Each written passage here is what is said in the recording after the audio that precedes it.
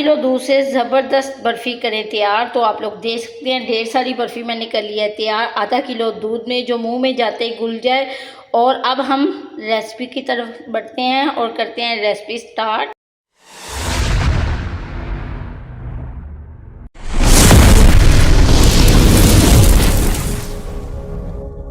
तो आप लोग बिलीव करें आज की रेसिपी, सबसे पहले मैं चीनी लूँगी। चीनी को हम कैरमलाइज कर लेंगे। तो फ्लेम हमारा बिल्कुल स्लो होना चाहिए। इस तरह से चीनी को हम कैरमलाइज करने के बाद आप लोग बिलीव करें आधा किलो दूध के साथ हम ढेर सारी मिठाई तैयार कर लेंगे। ये देखें, सबसे पहले हमने चीनी को इस तरह से थोड़ी देर के लिए कैरमलाइज होने देना है। तो जितनी देर में हमारी चीनी कैरमलाइज होगी, इस तरह से हमने इसे एक पैन को ग्रीस से कुकिंग ऑयल लगा लें, बेशक आप देसी घी लगा लें। तो उसके बाद हम इस तरह से इसमें कुछ ड्राई फ्रूट शामिल कर देंगे। आपके पास जो भी ड्राई फ्रूट हो आप शामिल कर लीजिएगा। मेरे पास थे तो मैंने सारे पिस्ता, बादाम, काजू, किशमिश, इस तरह से हम इसे तैयार कर लेंगे। तो अब हम उसके बाद हमें ज़रूरत पड़ेगी मैदे की। सो अब हम इसे मैदे को, आपको पता है कि मौसम जो है इसमें सुंडी सुसरी बरसात का मौसम में लग जाती है। तो मैंने इस तरह से मैदे को छाना है और आपने भी छानना ज़रूर है। ये देखिए, इस तरह से मैदे को हमने छान के रख लिया जिस तरह से। तो चीनी आप लोग देख सकते हैं हमारी कैरमलाइज होने लग गई है। इस तरह से हमने इसे गोल्डन सा ब्राउन करना है और बहुत ज़्यादा हमने इसे डार्क नहीं करना। ये देखें, इस तरह से जैसे ही ये कैरमलाइज हो जाए हमने इसमें दूध शामिल कर देना है।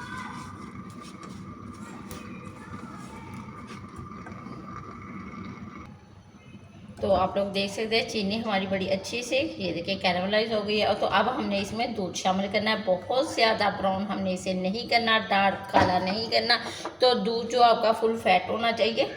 तो इस तरह से हम इसमें दूध शामिल कर देंगे। ये जो मेरा भलाई वाला दूध है और आधा किलो दूध हम इसमें शामिल करेंगे। तो इस तरह से चीनी जो हमारी थोड़ी हार्ड होगी तो हमने इसे, कोई इशू नहीं है, हमने इसे आहिस्ता आहिस्ता करके इस तरह से मेल्ट करते जाना है। ये देखिए, इस तरह से स्पैचुला को थोड़ा हिलाना बहुत मुश्किल हो जाता है जब ये चीनी इस तरह से इसकी खिंसी बन जाती है। तो कोई इशू नहीं है। ये देखिए, हमने इसे इस तरह से पकाना है और इस तरह से हम इसे पकाते जाएंगे। तो इसमें अब मैंने 1 से 2 ड्रॉप्स वनीला, ये देखें, मैंने विनीगर के शामिल करने हैं। आपने बिल्कुल कम ना यूज़ करना है, क्योंकि ताकि हमारा जो दूध है वो फटे भी नहीं और इसमें बहुत गाढ़ी सी मोटी सी बलाई आ जाए। ये विनीगर मैंने सिर्फ इसीलिए यूज़ किया, ना कि हमने इसे दूध को फाड़ना है, बल्कि हमने सिर्फ इसमें मोटी बलाई के लिए ही इस्तेमाल किया है। 2 से 3 ड्रॉप्स आपने यूज़ करने हैं। तो आप लोगों को पता है पहले जब हम लोग हलवाई की मिठाई बनाते थे वो कितनी देर लगाते थे। पहले दूध को सारा सारा दिन बनाते थे, उसके बाद वो उसका खोया बनाते थे, उसके बाद उसकी मिठाई तैयार की जाती थी। तो आप लोग बिलीव करें, ये जो मैंने आपको तरीका बता रही हूँ ना, इतना इजी तरीका और इतनी कम खर्च में इतनी अच्छी मिठाई तैयार हो जाएगी कि आप लोगों के अगर गेस्ट आए हों तो आप लोग बिलीव करें, वो अगर एक दफ़ा खाएंगे तो आपसे बार बार मांगेंगे कि वो मिठाई आपने बहुत मज़ेदार बनाई थी। अचानक से गेस्ट आ जाए तब भी आप तैयार कर सकते हैं। अगर आपका खुद का मीठा खाने को दिल करे तो भी आप खा सकते हैं बना के। बहुत इजी रेसिपी है। तो दूध जो हमारा बहुत अच्छे से पक चुका है और जो चीनी हमने कैरमलाइज की हुई है वो भी ऑलरेडी ख़त्म हो गई है। तो अब हम एक लेंगे इधर पैन। तो पैन में मैं यूज़ करूँगी देसी घी। और देसी घी मैंने 3 चम्मच देसी घी के लिए, आप लोग देख सकते हैं। तो इसे मेल्ट होने देंगे।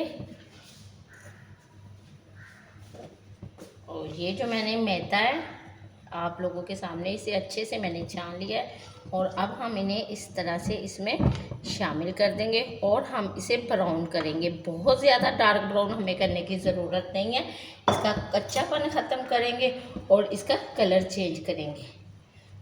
और हमने इसे इस तरह से,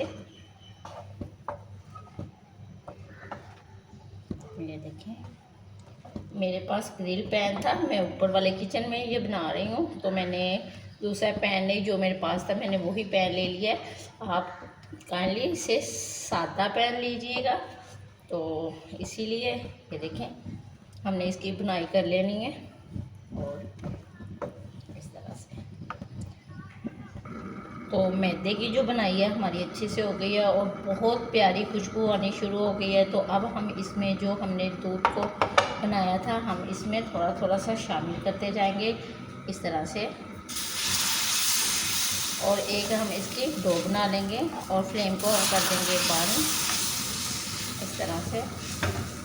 अगर हम एक दफ़ा ही इसमें डालें तो इसकी जो घुटनियाँ, लम्स इसमें नहीं बनने चाहिए।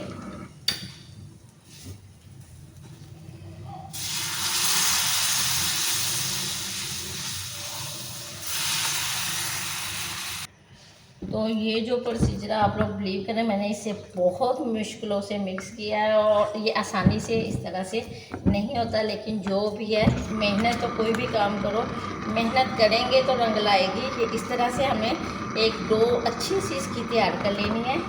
ये देखें, जब तक ये जो हमारा मैदा है ना, किनारों से अपना घी जो हमने देसी घी शामिल किया अलग से ना हो जाए, तब तक हमने इसे इस तरह से अच्छे से पकाना है। पहले मैंने ग्रिल पैन में ही किया, तो लेकिन ग्रिल पैन में बिल्कुल भी मेरे से नहीं हो रहा था, सो मैंने इसमें फिर शामिल किया, थोड़ा थोड़ा सा दूध शामिल करती गई।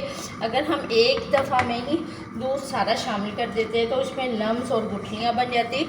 और ये देखें आप, एक स्मूथ सा हमारा, ये देखें, डो तैयार हो गई है। तो अब इस डो में अगर आप चाहें तो इसमें आधा किलो दूध में ढेर सारी बर्फ़ी तैयार, आप लोग देख सकते हैं क्या ही ज़बरदस्त लुक है। और ये मैं आप लोगों को इस तरह से इसकी कंसिस्टेंसी चेक करवा सकती हूँ, मुंह में जो जाते ही घुल जाए। ये देखें, इतनी ज़बरदस्त, इतनी मज़ेदार बर्फ़ी क्या है। अगर आप लोग आधा किलो दूध में घर में इतनी ज़बरदस्त मिठाई तैयार कर सकते हैं तो क्या ही बात।